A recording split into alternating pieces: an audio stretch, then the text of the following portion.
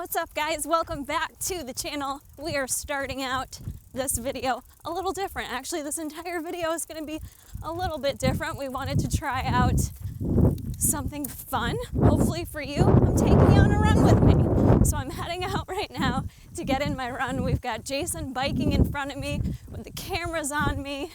And a little story time I want to start you out with, because this is a great lesson for those of you who are also going about your driven journeys and tend to maybe get a little frustrated with things. So here's my story for you. This is actually the second time that Jay and I are filming this today. We went out earlier to film this, and you know, sometimes you try new things and they work and they don't work. And well, we got home after being out for a 3-mile run in which I talked the entire time, and even Jason was like, you did such a, that was so great. And I'm like, yeah, I felt really good about everything I shared, but shit happened and the camera shut off about a minute into that run. So it was like, all right, what do? Do we sulk? Do we throw in the towel? Or do we suck it up and pivot and try something new and try it again? And that's what we did. So we're out here right now, the second time running. We got 2 cameras on us for backup. And I thought this was kind of a good lesson and pertinent in what we're doing amongst this challenge. If you think about trying things that maybe don't work, maybe you don't get the exact results that you were hoping for, that you were looking for. Maybe you step on the scale and you gained weight overnight. All these things that can feel like they don't go our way. The lesson here is you can't always change those situations, right? We can't control them. What's done is done. What you can change is how you react to things. And that is what separates people that learn, that grow, and achieve their goals versus the people that don't. So I myself sometimes need to take a minute, just kind of absorb what didn't work or process it. We'll process things differently. I'm not sitting here to say you don't get upset when things don't go exactly your way, but how do you react in those situations? I want you all to think about that right now as you watch this video. How do you respond when shit gets tough or shit doesn't go your way? That to me is what truly shows character of people, right? Not how we act when everything's going perfect, everything's going our way, life is good. It's when shit gets tough, how you respond as a person truly defines your character. I don't want to be around people that don't know how to respond well in times of stress and hardships. I need the people that are going to be like, nut up and let's find a way to do this. Those are my people. And so we are here, episode 5 of Driven, and I'm asking you how you're feeling for those of you that have been working to achieve your goals. How are you feeling about how you've been doing? Maybe you just started a couple weeks ago, that's okay too. But are you reflecting on what you've been successful with? And are you reflecting on what maybe hasn't gone your way? With that reflection is taking an honest approach in terms of what you could be doing differently, what you could be doing better. And really seeing if you're aligning yourself with that person that you want to become. I kind of always go back to this. I preach it a lot in the Ground Center circle because the reality is most people lose sight of their goals. You set a goal and you go to work, things get stressful, so most people easily forget their goals. They lose that motivation, their purpose, their why very quickly. When does that usually happen? The second some type of negative emotion occurs. You're stressed, you're overwhelmed, people are demanding too much of you. Maybe your boss was a dick to you. Maybe your husband was a dick to you, you know, whatever the circumstance may be, that all of a sudden you might find yourself responding in a way that doesn't align with who you want to be. So I want you all to think about, who are you trying to become throughout this process? Who do you want to become? How do you want to change and adapt? It's okay to like who we are right now, but we should always be continuously trying to improve ourselves, improve who we are. No one's perfect. I'm certainly not. And I think it's really important in this process of health and wellness to not only, yeah, we can talk about weight loss and all that stuff, but in effort to really make changes that are long lasting, you have to work on yourself. And so thinking about who you aspire to be like, think about those individuals that get up every day and just get shit done. They go to the gym, they go to work, they do everything that they need to do and they don't complain about it. Is that who you want to be more like? How do you become that person? And are you willing to actually change to become the person that you want to be? So many people, and I used to be like this too, are so focused on that outcome. Well, I really want to lose 10 pounds. I want to look good in a bikini by the time I go on this trip. They set these timelines of these goals. And, oh, little snake. There's always something out here on this canal. Snakes, deers, what we like to call dinosaurs. We're just stopping a couple times to double check our camera, make sure we're still rolling here. So getting back to being more outcome focused, you might be like, Kara, what's the problem with that? Like, what's the issue with having this longer term goal?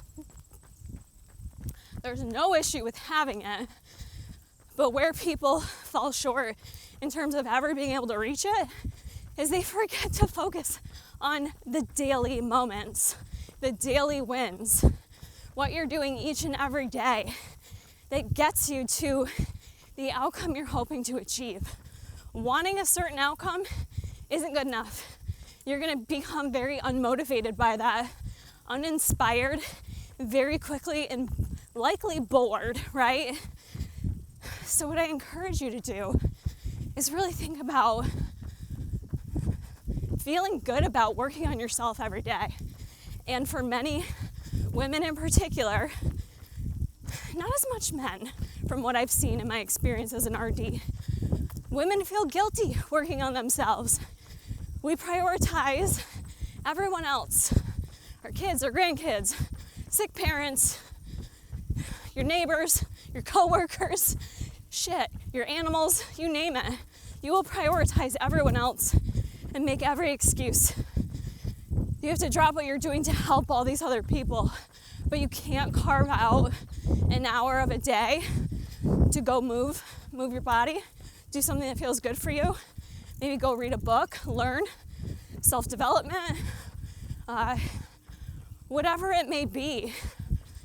You have to be willing to set the boundaries for yourself, to be willing to work on yourself day in and day out. And that doesn't mean every day is perfect. It's not gonna be. We're gonna turn around, boo. So don't get it confused with thinking every day has to be perfect or you're failing. That's also not the right mindset you need to have. I just want you all to think about wrapping your mind around each and every day, aligning yourself. And what I mean by that is making decisions that align with who you want to become and what goals you have set for yourself. So common questions I get are, Kara, like, when's it okay to indulge? And when's it okay to take a week off from working out? And when's it okay to go have some drinks? There isn't a set answer to each of those questions. It really depends on you and your goals and how you're navigating things, learning more about yourself. You know, I could tell you to go out and enjoy yourself that cookie you want, but for some people, that opens up the floodgates and they don't know how to control it. It's an emotional response. There's so many different things that can play into that. So this is a good time in the Driven series. If you've been doing this with me, we're at week 5 now. Knowing myself, I mentioned at the beginning of this, I'm a slow starter, right? I know for me how I function. I am a small female. I'm short. I'm 40 up. And, calorically speaking, my maintenance calories, it's just not realistic for me to do some super fast rushed cut. It doesn't make sense for me. An effort to think more long-term and sustainably, I kind of move at a slower pace, not doing a 500 calorie deduction a day. Not saying you shouldn't or you should, but it's learning your own body through this process as well. A lot of trial and error. So when you're getting frustrated with this process, ask yourself why. What is it that's frustrating you? Is it that you're kind of misaligned and you don't really know what you're doing? You don't know what you want? Maybe the goal you thought you set out to do isn't right for you.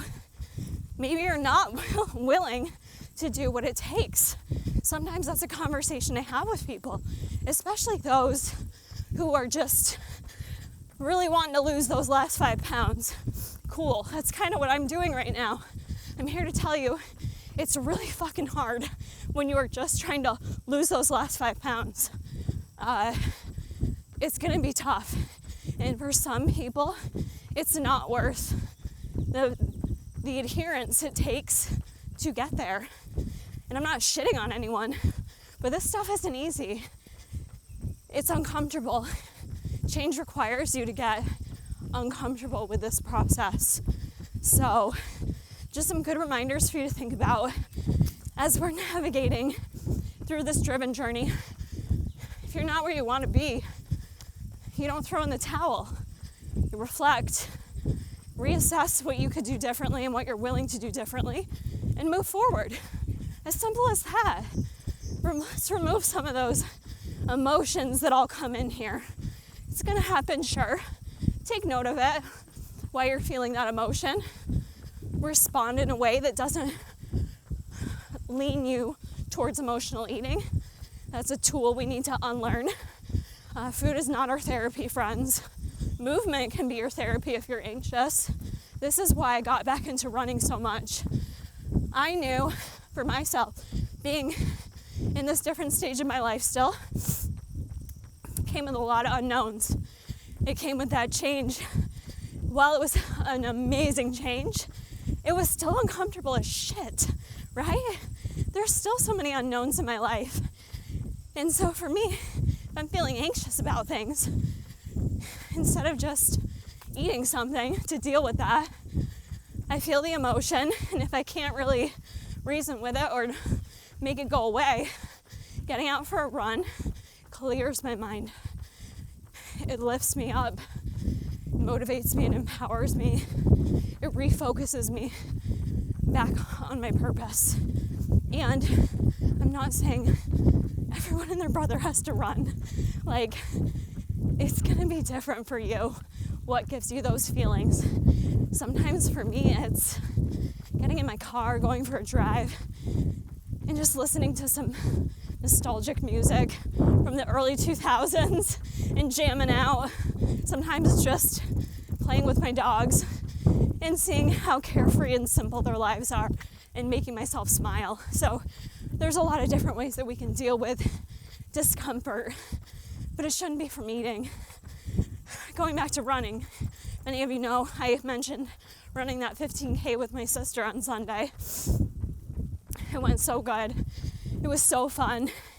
It was really cool to run with her, especially because I know personally she hadn't been running as consistently as me, and I think she had a little self-doubt about how she'd feel. I think she knew she could do it, of course, but I think she wasn't sure how she'd feel during it and after. And we both felt amazing during it. We had fun. We ran a great pace. And at the end of it, we both felt like we had more left in the tank. And I know that was a huge boost of confidence for her. So I am hoping to keep doing some races and moving into a full marathon, because I've learned something about myself, is that I need to have challenging goals. My career right now is challenging day in and day out, but I am someone that thrives in the suck, in those challenges. It's what gave me confidence as a woman, confidence I certainly did not have in my 20s. So yeah, I like to be able to share my passion for running here as well. Got asked a lot of questions about my running favorites, so I can definitely do another video on that if you want, but if you're curious, I am wearing a belt bag. I don't wear these as much anymore. This is the Calia brand, Carrie Underwood's brand. Got that at Dick's Sporting Goods. And lately I've been wearing a running vest. Every time I post that, people have questions. So that running vest is my favorite. And if you're just getting into running, don't believe the people who are shitting on running vests. You can wear them for any distance. They're so helpful to carry hydration, your phone, goose. And as a woman, it's nice to feel protected and safe. So sometimes I do take a knife with me. Some people run with mace. So you gotta do what's best for you to feel safe. That vest is Nathan Sports is the brand. I got like an ultralight one. It's a little more pricey, but definitely worth it. Whew, between the wind, the talking, the sinuses draining, we're tired in here. Not to mention this is run number 2 today, okay? Patting myself on the back right now. Other running favorites, I do use the Pixel 2 watch. Is how I track my runs. Sneaks. I am still wearing these Adidas Supernova Rise sneakers. They're fantastic. Again, you need to know what footwear is best for you, but these have been great. They're that perfect amount of support and bounce that I need. What else? Running glasses. I have a handful of these that I wear. I don't like to be squinting when I run. These are cheapos I got from Dick's Sporting Goods as well. And now that I'm putting this outfit through the test twice, this outfit's launching on July 27th as part of the Juicy launch. It's the Rebel pink holographic set, the 6-inch shorts, and the version 2 of the Revolution halter. Great support for me. Doesn't cause any neck pain. Sweat wicking. I need sweat wicking all the way. Stuff that doesn't move on me. So, also socks. Features. Socks are my favorite. So, those are just some of my favorites that I like for running. If you're a runner, cool. If not, no worries. I hope you all enjoyed this different video. I hope I gave you the pep talk you needed at this stage. And until next time, friends, stay driven.